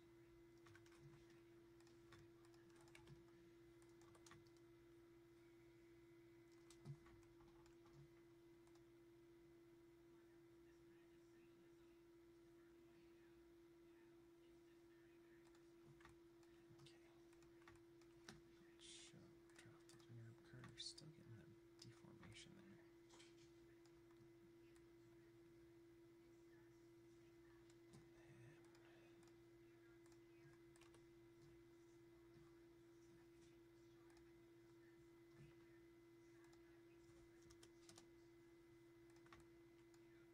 Let's just go slowly through it.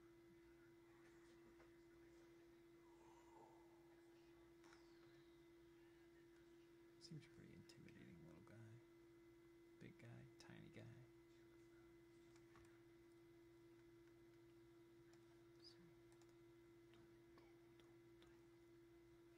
Try to find what would be a good intimidating angle for this.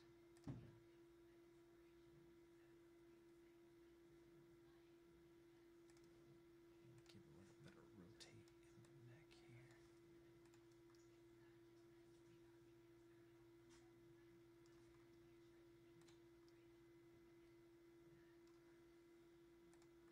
Do more of a head-on view for this guy. Might be cooler. Especially with those really white eyes, kind of intimidating. It's good to always try and find whatever camera angle and animate to that, but you can play around with it. Try and find something interesting.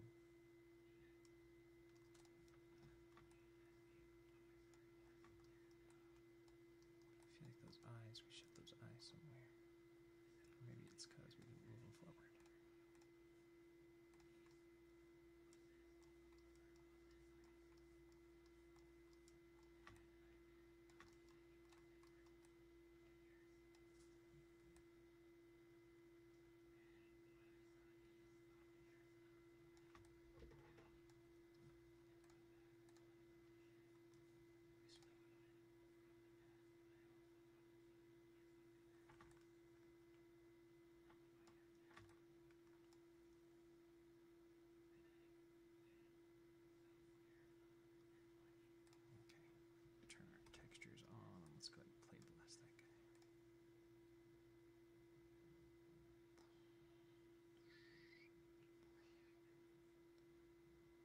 get those elbows working better, this would feel a lot better.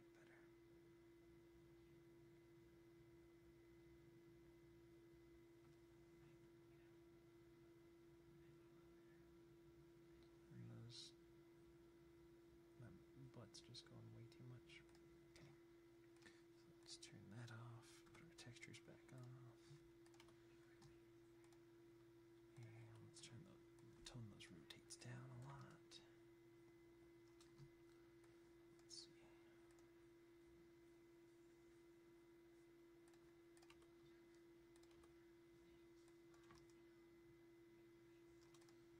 Turn everything down on that controller a lot more.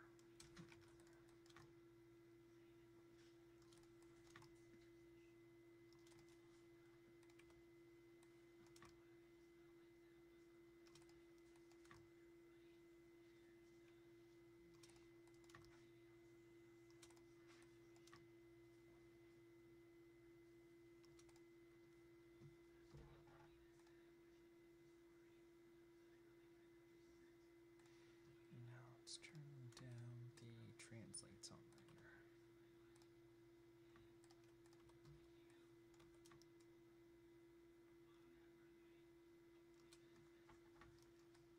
Let's see.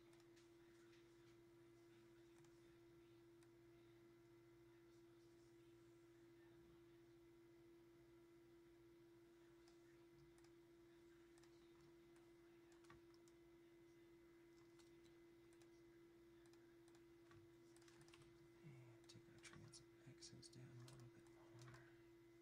We're just toning everything down on those feet and those hips because those are just too wild.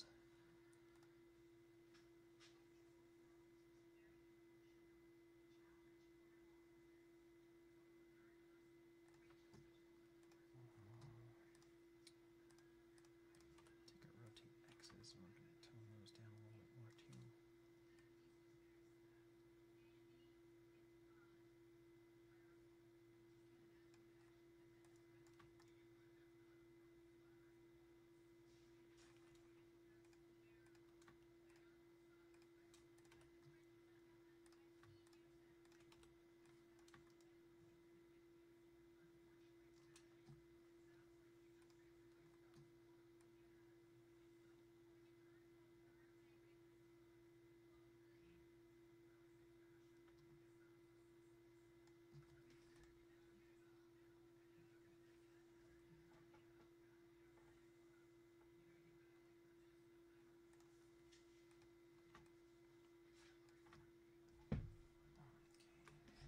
Let's go ahead and turn our curves off. Let's see if we can get some. Let's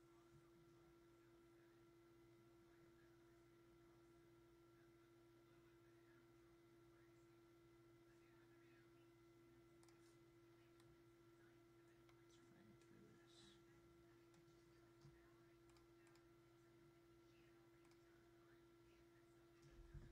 Great off.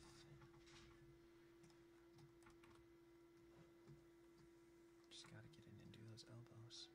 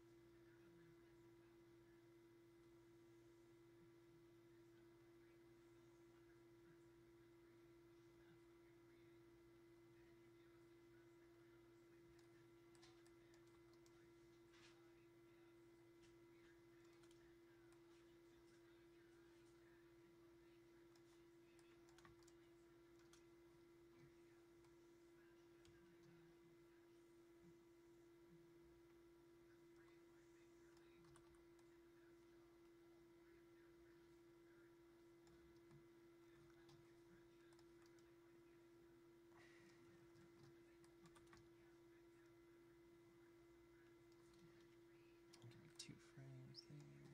Get that elbow back out.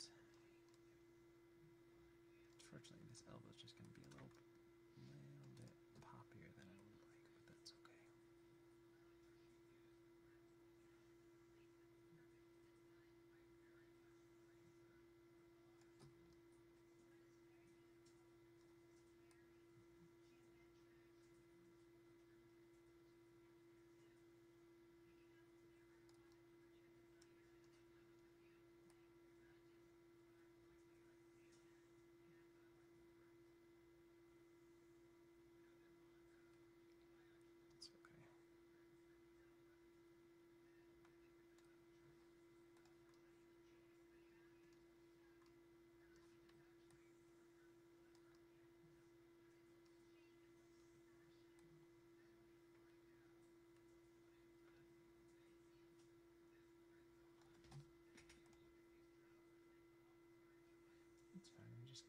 in and kind of key them on ones, but that helps a lot.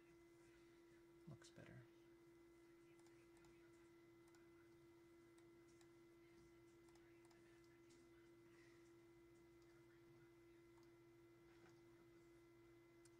Do a little bit of tilt with the head. Sometimes there's nothing you can do but go in and go on ones and make sure that it's hitting right where you want it to hit. So don't be afraid to do that too if that's what you need to do. I think it's just avoiding that for too long. That's okay. Still want to make sure your graph editor looks good though. But I think we hit that up. We're just going to do a little bit of... I don't really need to do too much bounce in the head because there's already enough bounce on the body. It's dipping down on its own. Just going to do a little bit of tilt in the head.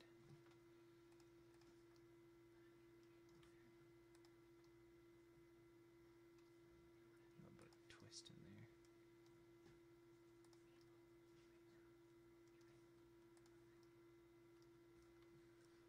And rotate X.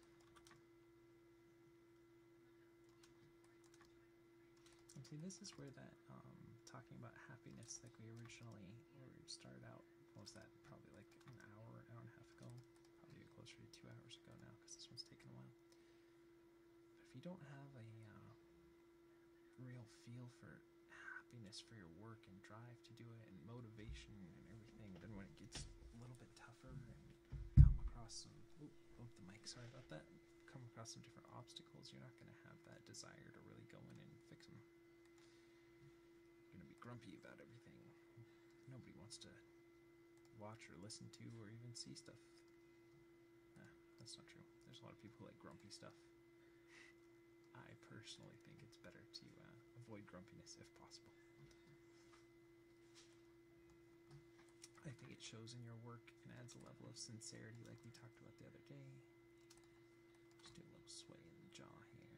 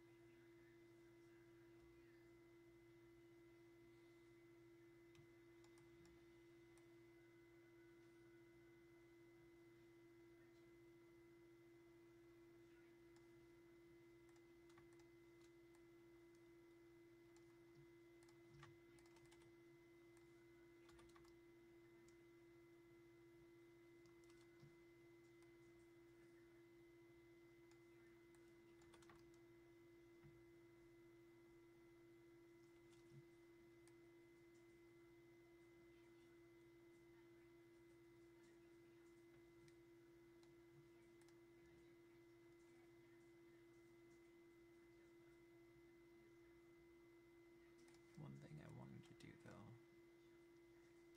actually let's just leave it for what it is now. I'm just going to push the hips forward a little bit more, but I think they're still fairly balanced. Let's go ahead and give a little bit of swish on the tail here. So this is a cool looking rig, but I feel like there's a couple of things that I probably would have changed up with this one. As far as if I'm looking at, it's definitely not the bottom of the barrel as far as the rigs go. I really, there are a couple other ones that have been giving me a little more difficult time, but this one feels like it was built to really animate in a certain way, and going beyond that, definitely not something you can't do, but that's a little more difficult with this one. They didn't give you as many options really to get in there and get a lot of that stuff, but we pushed the pose pretty far, I think. So part of that's our own fault. Like we were talking about before, you know, whatever shot you choose to do, own it.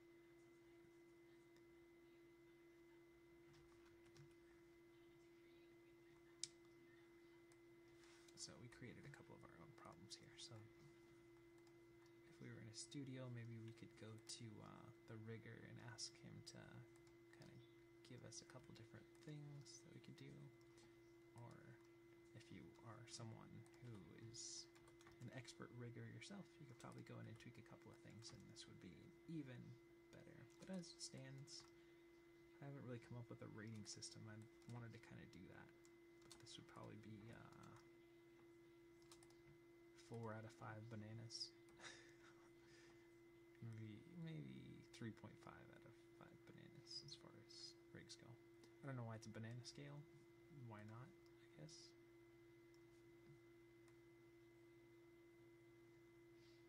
A little bit of drag in the jaw here. I'll delay it like a frame or so. I feel like we should go in and touch up the fingers and especially the thumbs too. At least we're getting to that stage. I feel like the rest of the body mechanics are finally coming together a little bit more. Either I was too chatty today, or not sure. Could just be getting used to this rig as well. But it took a little bit longer than normal, so I apologize. But if you're enjoying these videos, I imagine that you probably like longer ones. So, and I am not going to make an inappropriate joke about liking longer ones right now. I'm not going to do that. No, just for you, internets, I'm not going to make a joke about that. Okay, it's maybe a little bit too much rotating the jaw, so let's go ahead and tone that down a little bit more.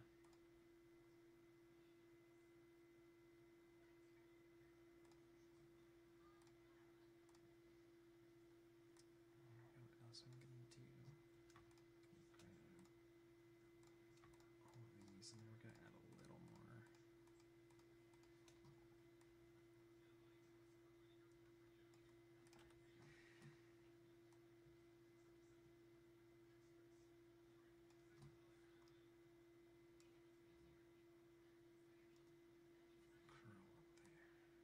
Just so there's a little bit of movement in there afterwards so that the fingers don't get too locked. Okay, go ahead and save what we have here again.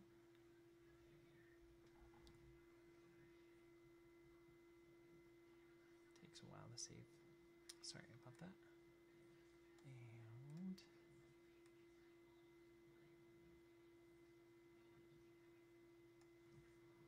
let's go ahead and do some thumb spread here.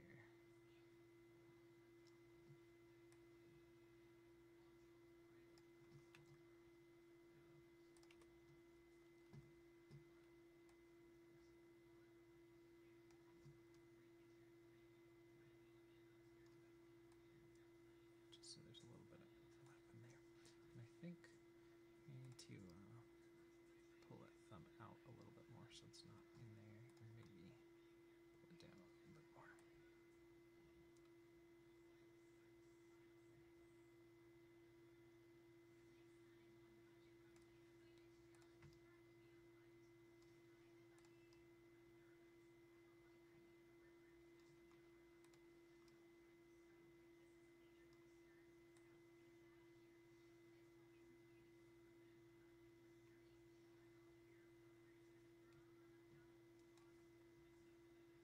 Just getting a little bit of animation into that thumb so it stays alive a little bit more.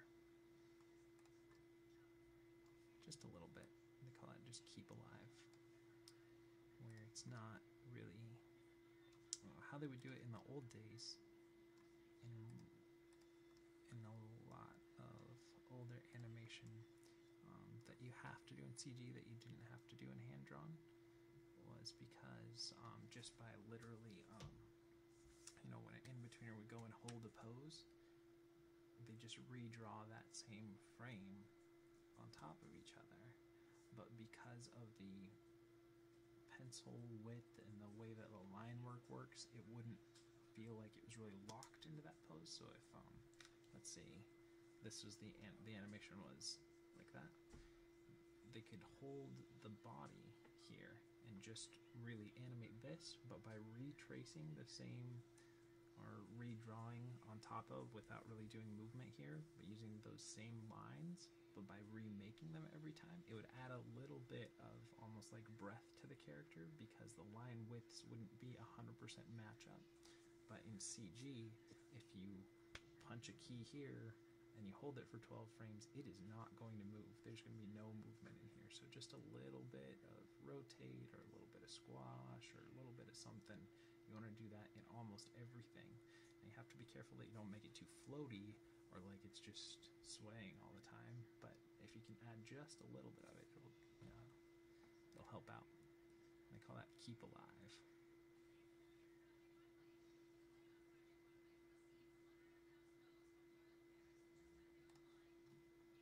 And I think I wanted to do some stuff with the brow here too.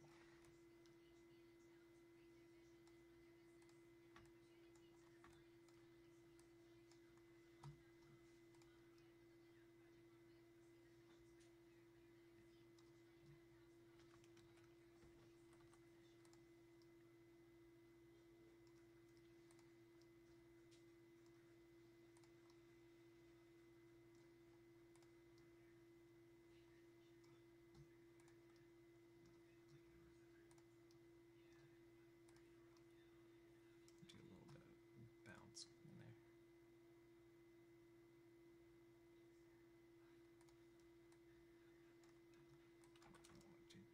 Raise that.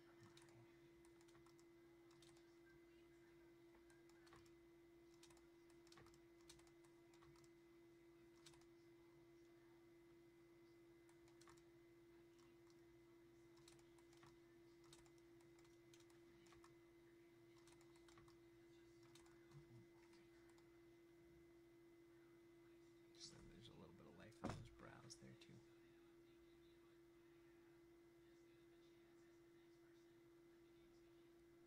Alright, I feel like that's working pretty well. So let's go ahead and turn our nerve curves off. Let's go ahead. The only thing I don't like is really how that works, but I think it's okay. I think we'll call it.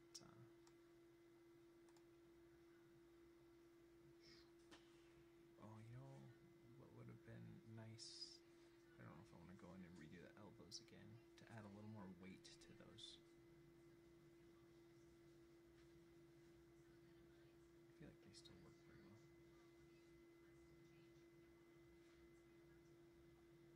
Alright.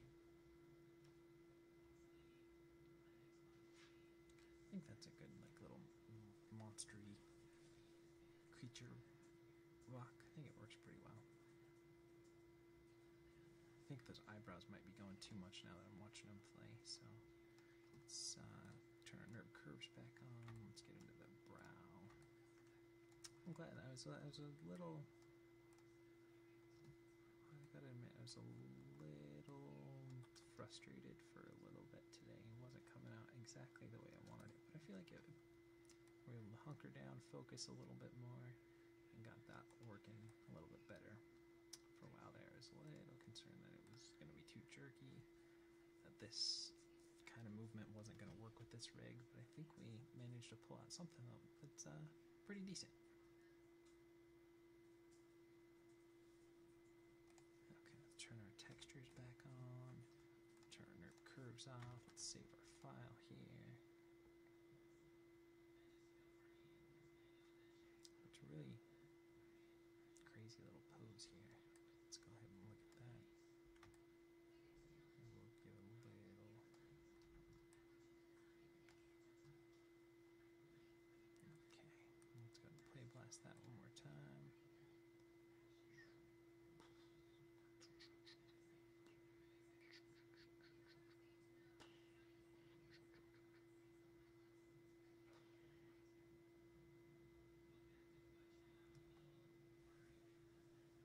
It's a little laggy now because the textures are on while we're streaming, but it's pretty good. I'll make sure and I'll upload this so you guys can watch it and frame through it yourself if you want to, and see what stuff you might have done differently, how you could have approached it differently, see maybe you learned a couple new things. I hope you did. You know what? That tail isn't working for me right now.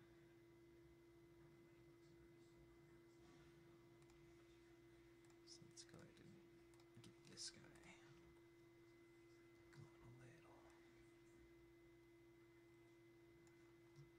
Maybe it's just a little too much or something here.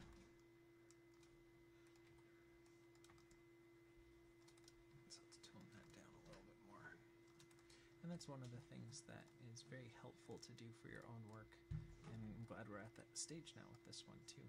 Is and normally with a lighter rig, you don't have to play blast, but this is a little bit of a heavier rig, so in order to really kind of see it at a better speed and a better frame rate to really get a good view of it, you want to play blast often and pause your work, take a glance at it, see what's working, see what isn't.